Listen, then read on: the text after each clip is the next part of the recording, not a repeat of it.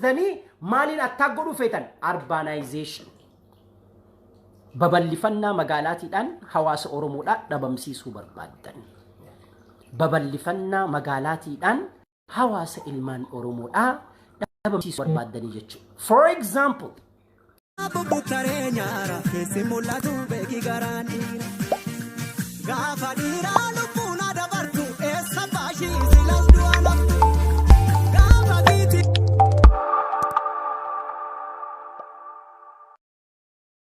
godhuu dadhabuu isaaniitiidhaan waldaa waan kanaan sochoosuu dandeenyu maal godhuu qabna jedhanii ilmaan Oromootaa bara 1960moota keessatti warri dammaqe warri hirriba irraa ka'e bilisummaa mataa isaa barbaadachuudhaaf jecha karaa organization non governmental organization dhaan socho'uu eegalan jechuudha.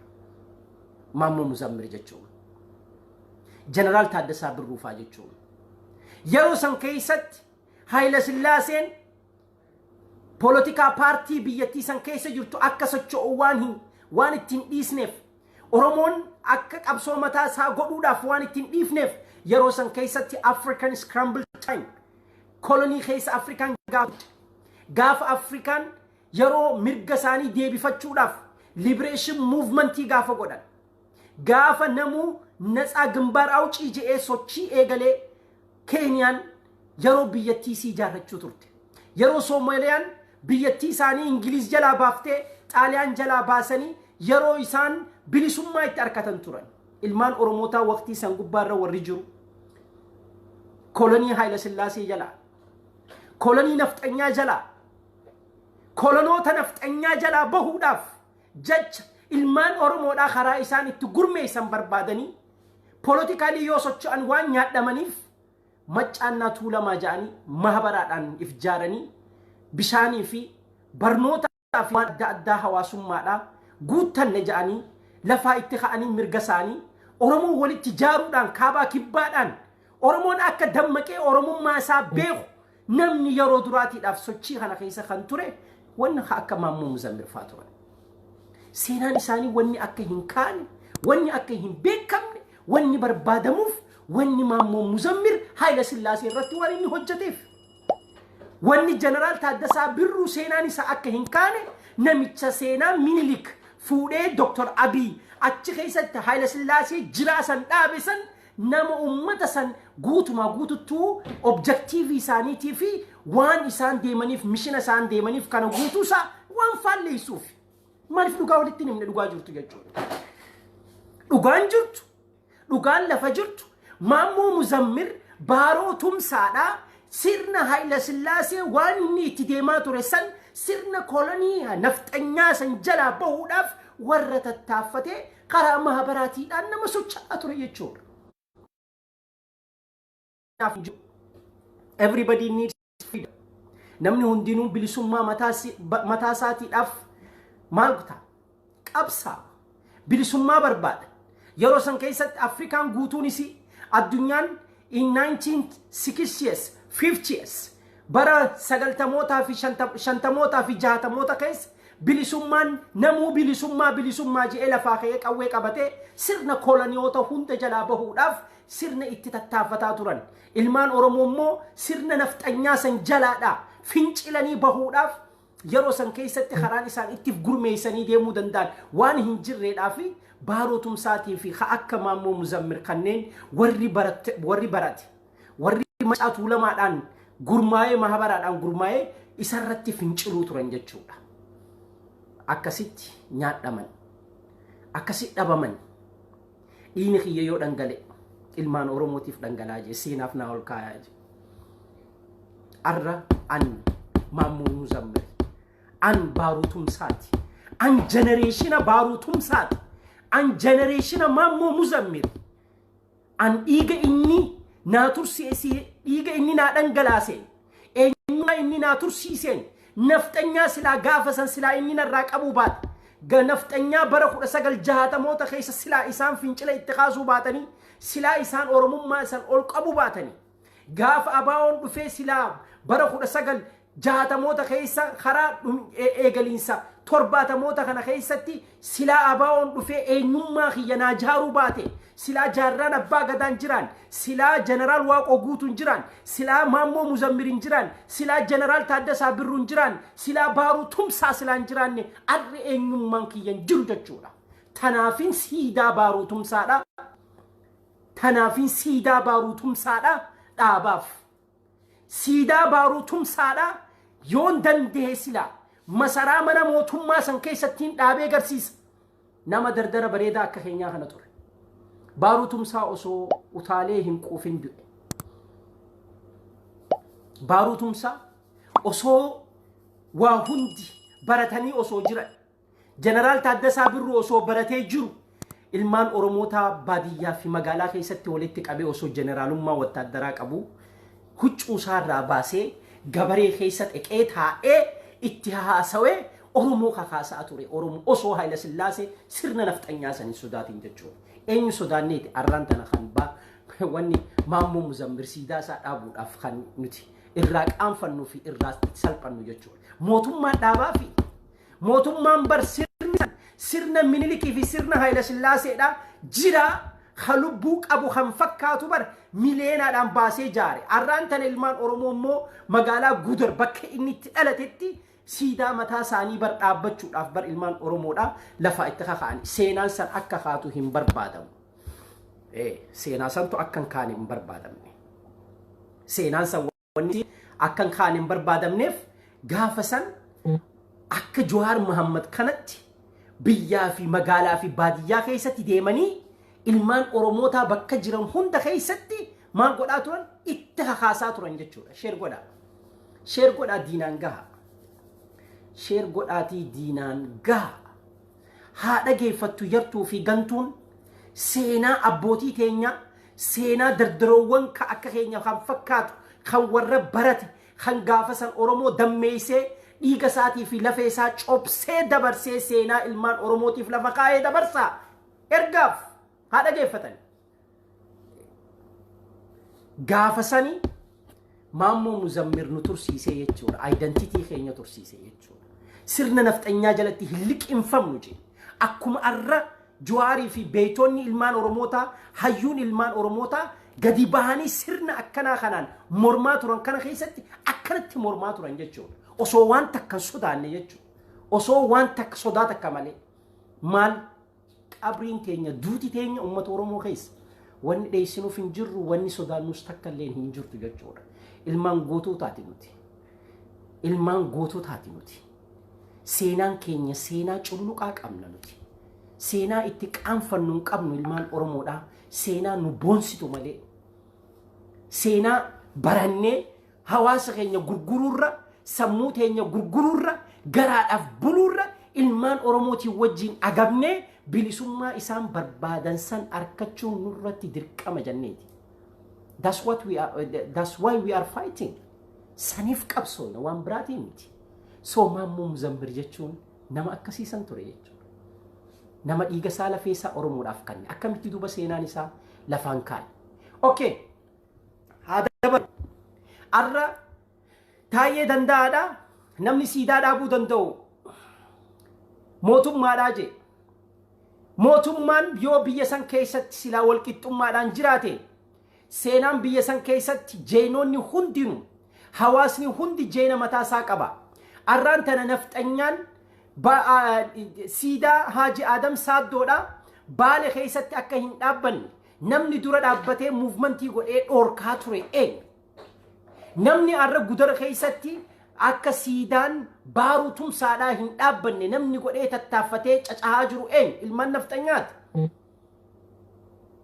Siidaan wareegamtoota ilmaan Oromoodhaa jajjaboota jechuudha. Akka siidaan isaanii hin dhaabbanne siidaan jeneraal Waaqoo Guutuu akka inni hin dhaabbanne wanni isaan keessaa ture eenyu nafxanyaati. Isaan irra dabranii irra caalanii seenaan caaltu takka illee hin jirtu. Seenaan baaruu tumsaadhaa seenaan maammoo Muzammir calaleexuudha malee hin ukkaamamne ka akka Jawaar dhalchite ka akka keenyaa kana dhalchite qabsoon ka akka ilmaan Oromoodhaa hayyuulee ilmaan Oromoo magaalaa Oromiyaa keessa jirtu hunda keessa dhalchite jechuudha. Seenaa tursiiste, eenyummaa tursiiste, aadaa tursiiste, afaan tursiiste. gabrummaa karaa ifirraa itti kaasuu dandeenyu nu barsiifte. Arrammoo kan Hayila Sillaasee sagaraa keessatti awwaalame. Hayila Sillaaseen akka ifi ilmaan Oromoota ajjeesee dhabamsiise sanitti isas ukkaamsanii ajjeesanii kursii jalatti gad awwaalan. Kaleessa Minilik ilmaan Oromoodhaa kalee irraa ciccire harmarraa cire san rabbiin qomaadhaan cicciree rabbiin subhaanahu wa ta'aalaa guddina isaatii fi izzaa isaatiidhaan qomaadhaan cicciree rabbiin subhaanahu wa ta'aalaa akka namni itti dhiyaachuu hin dandeenye. Leeteenya irratti haphanta hin qabu. Guutumatti completely Oromiyaan afaan Oromootiidhaan barachuun dirqama Oromummaa waan isaan irra jiruuf achirraa baratan. Nafxanyaan achi keessa jiru maal godhuu qaba? Afaan Oromootiin barataa jechuudha. Yoo hin barbaanne afaan Amaaraatiidhaan barachuu yoo barbaade Gondarii fi Gojjam dhaquu danda'a. Instituutiona kana takka godhu jirtan. Takka wanni isinitti taqaawwamnu jechuudha. Instituutiona kana attack godhaa jirtan. Instituutiona kana maaliif deebisaa jirtan? Khara nafxanyaa khara bara 1960moota keessa Hayila Sillaaseen diizaayinii godhee lafa kaayyate khara afaan Amaaraatti hawaasa kana jijjiiru afaan dalagaa afaan maali interakshiinaati jettanii maal godhuudha ummata kana amansiiftanii khara kanatti jijjiiruudha. Talammada caasaa mootummaadhaa khara nafxanyaatti jijjiiraa jirtan. Caasaan nafxanyaa jechuun maal? Oromoo jechuun sovereignty mataasaa qaba. Hawaasa if dande. Hawaasa maal jennuun? Society kan jennuun jechuudha. Societyin tokko maal qaba? Culture qaba, folkee qaba, norm qaba, language qaba, waan adda addaa qaba. Basic social institution isaa common value mataa isaa if dande qaba. Kana jechuun an Oromoodha jedhee gizeen if afaan Oromootiin qaba. Sammuun tiyya psychologically man akka Oromoodhaaf yaada. Hawaasa keessaa bee yaada. Because socialization makes us who we are. Hawaasa na guddise. Hawaasa na irraa dhaladhe. Abbaan kiyya shanyii na lakkoofsisa. Maal jee ati Hamza, Hussein, Ali, Kabir, Sheekhu, Qaasim, Araarsaa, Naga'oo kana na qaraasise. Wanni kiyya heredity kiyya beeka. Bakkaan irraa ka'een beeka. Eessattiin galaan beeka. Maaliif kun? Rabbiin subhaanahu wa ta'aalaa wanni inni jedhe shanyii fi gosaan goonee isin uumne jedhe. Kana isin hin taqabbaltan. Akka saayinsittis maaltu jira? Heredity waan ja'amutu jira. Genetics waan ja'amutu jira. Isin kana completely nama accept godhuu miti. Isin maal jettanii? Numaatu kana hunda diidaniit hawaasa akka Faransaay assimilation policyidhaan hawaasa kana diidanii walitti humnaadhaan maal godhu feetan? Walitti beeksitan maddamariin san kana keessatti bara. Wannin an isin taqaawwamuuf basically kana. Wannin isin taqaawwamuuf googummaadhaanii miti. Wallaalummaadhaanii miti. Ija gudunfadheetii miti. Wannin an isin taqaawwamuuf rizinarra dhaabbadheeti. Beekumsarra dhaabbadheeti. Kaniin isin taqaawwamuuf jechuudha. Wallaalaa miti an. Gannaqaa miti an. Namarraan odeessu. Individual irraan odeessu. Sirnarraa hin odeessa malee. Nama tokkotti hin lakkafamne. Akka saree maraattetti nama tokkorraa hin odeessu. Hawaasa kiyya kana dandamachiisuudhaaf waan Rabbiin subhaanahu wa ta'aalaa beekumsa inni naa kanneen haga tokko nama kiyya kana dammeessifadhee kararra kaayuudhaaf wanni keessan guutuun isaa sirna Oromoodhaa, gadaa Oromoodhaa, eenyummaa Oromoodhaa completely facaasuudhaaf lama qabadda. Tasadaffaa Oromoon hawaasni tokko he has got his own territory. Territory mataasaa qaba. Boundary mataasaa qaba. Kan culturein isaa, eenyummaan isaa, identityin isaa reflected itti ta'uu qaba. Kan yoo namni kuni bordera kana irraa tuqe, sovereignty isaa kana irraa tuqe, identity isaa kana yoo dhufee irraa weeraru kate خاخي defend بك إني الرجل قبا so location قبا location أورمو خنا identity أورمو خنا فجأسو بربادن أكم جواريس إسينتي ميجر بك شانتي أورمو فجأسو ديبياني أكسرني هاي لسلاسين بربادو سنتي بملكة مدراوي بجغرافي لا يتمسرته جتني ونيس اللفاقاتنيف ونيس بربادنيف استراكشر موتما سنيد أم فيدمتني حواسا إنمما إفيك أب خغدا ولتلف خغندا ولتلف خوالت هاريروك أب خانا إسين ما نقول فيتن فجأفتنيت نما خانا والكيس بوزدني مالين أتاقلوا فيتن urbanization ببلفنا مقالاتي الآن حواس أورمو لا نبمسيسو بربادن ببلفنا مقالاتي الآن حواس إلمان أورمو لا نبمسيسو بربادن يجو for example أن أكا غدا فويسيت أك همزة حسين أليت إجا قدوم فتيتي متخانين سنتاسو wanni radhaabadheeti sababa radhaabadheeti ni sitta sawaa jechuudha waa imaammoo muzammiriitu arrana kaase ani imaammoo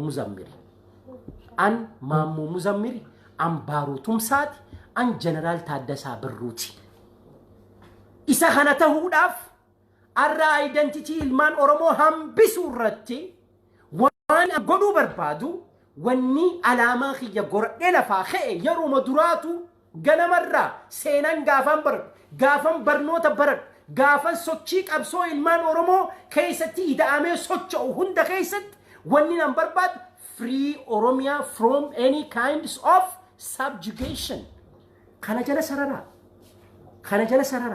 so namichi free Oromia barbaadu namichi free Oromia from any kinds of subjugation and suppression barbaadu namichi Oromia gabrummaa economy tisatatu empire economy tisatatu empire hawasumma afani sa jiru hatatu amanta sa jiru ada sa jiru ratatu nama wan san argu him barbande wonni ni hojjechu barbadu isidi wajin IPPT akka inni sochee takamo Ethiopia takitti Haile Sillaase barbadu san Oromon itti dhabamu san isini wajin akka jarru barbadani so tanafin isin dura dhabbadha jechuun خنافين سندرة أبدان ونين سندرة أبدان سببي خيا كبرتنيف